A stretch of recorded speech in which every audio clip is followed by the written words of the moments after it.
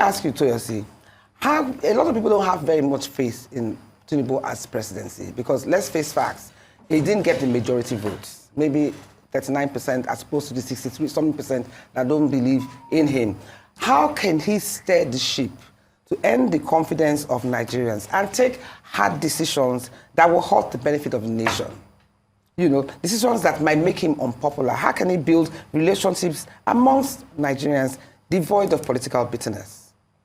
Well, thank you very much for having me. It's an honor to be here. I think the first question is very apt because, you know, you're sort of like assessing the mood of the nation.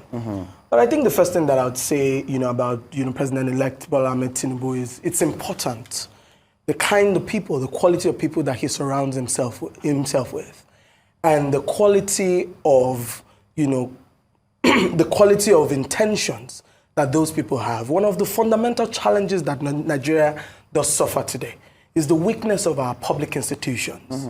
And a president is one person in, you know, within the complex framework of what a country is. As of today, the most important, the greatest challenges that the country does have at the moment, we have insecurity, there's high levels of inequality, there's economic challenges, a lot of people are poor, a lot of young people don't have faith, the Jackpot syndrome. Young people are leaving the country in droves. I was reading, as I was, you know, reading yesterday that, you know, I mean, and I've known this for a while, Kenya has just made coding a compulsory subject in its national curriculum from primary to tertiary education. One of the most important legacies that the president-elect can leave behind for this country is to improve very rapidly the quality of education that young people in this country receive. Because the truth is that the wealth of we now live in a period where the wealth of nations is calibrated in the quality of their human capital. And we're now seeing that the quality of human capital is directly proportional to the quality of the global competitiveness of any country. Absolutely. So if a country like Nigeria with 18.1 as our median age, meaning that a significant, you know, population of our country falls below the age of 18, we need to begin to invest in education. We're losing our best minds. You know, young people are leaving this country, travel abroad everywhere. I've gone to Harvard, I've gone to Cambridge. Some of the brightest people you'll ever meet anywhere are Nigerian people. Absolutely. Why are we leaving our country? How can we be a country that is so wealthy in terms of resources, human resources, mineral resources, natural resources, yet we're grappling with high-level poverty? We're seeing inequalities between the north and the south. We're seeing our people have become refugees in our own country. Internally displaced persons in Nigeria today, we suffer a double-digit food inflation rate.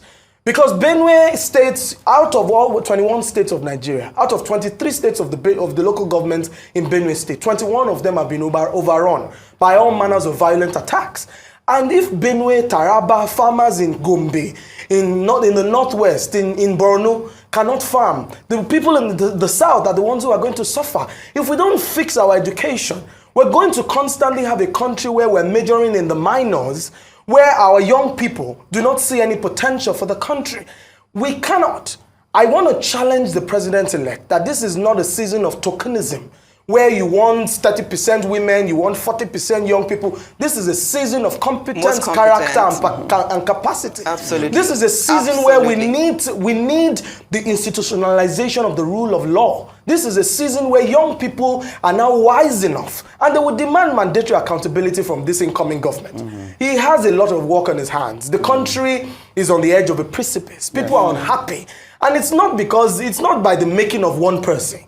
It is because we found ourselves going, you know, we've been dipping systematically for the last couple of years. And decades. This is a period where we need to fix the soul of this nation. This is a period where we need to restore the hope of the people at the bottom of the pyramid. The poor people of Nigeria did not become poor by their own, you know, making. And we cannot be living like refugees in our own country. So we need... The president has the responsibility to unite this nation. The nation is broken along the lines of ethnicity, religious divides.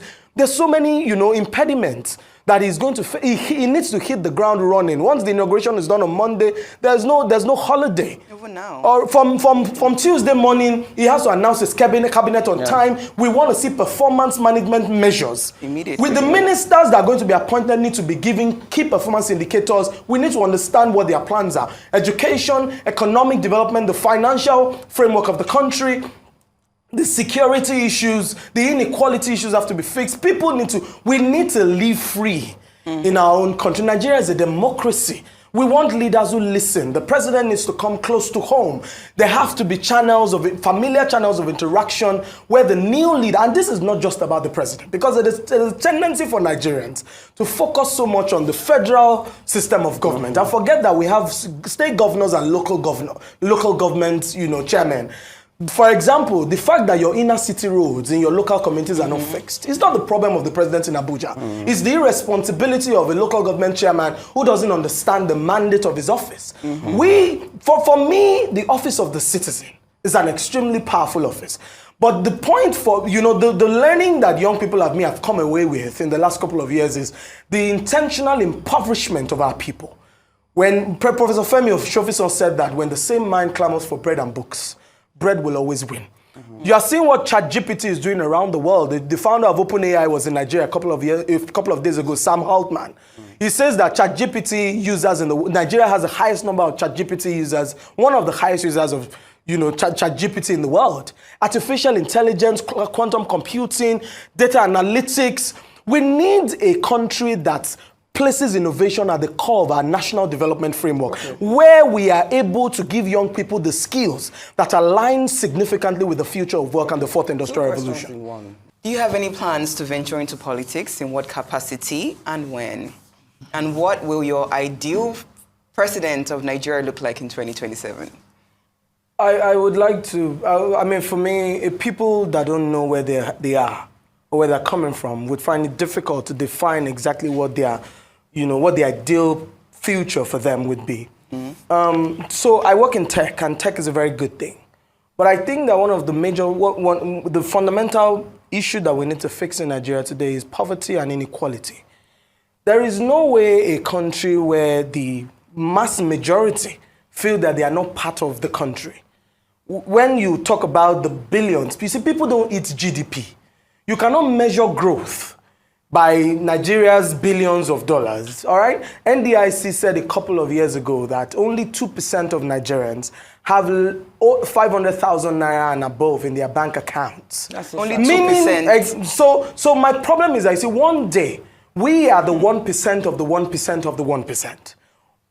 As long as we don't care about the other 99% of the streets, one day the poor will have nothing to eat but the rich. Yes. If you ask me what President Bola Ahmed Tinubu must do, the first thing for a modern president in the 21st century, at his age, I would be legacy-oriented. I'll be conscious of if anything happened to me. I read an article the other day about the portable phonograph.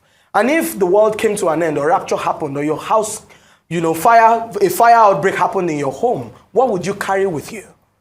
I think that at the point where we are as a country now, it's a point of introspection. For me, going into politics, all the people that knew me growing up, and if you look at the fact that, if you just assess my personality, you would naturally assume that I would want to do politics. But Nigeria has evolved in a particular type of pattern, and the politics of our country has degenerated into something that I'm unable to describe. So for me, it's... Just give us a brief message for Tinubu and a brief message for Tinubu. For me, the president has I think the angst of the country presents him a golden opportunity to deliver governance to the people. And let the people, the people who he gave him the power resides in the legitimacy of his presidency is in the hands of the people. As long as the people are happy, it will increase his acceptance in the eyes of Nigerians, and then he can have a legacy to leave behind.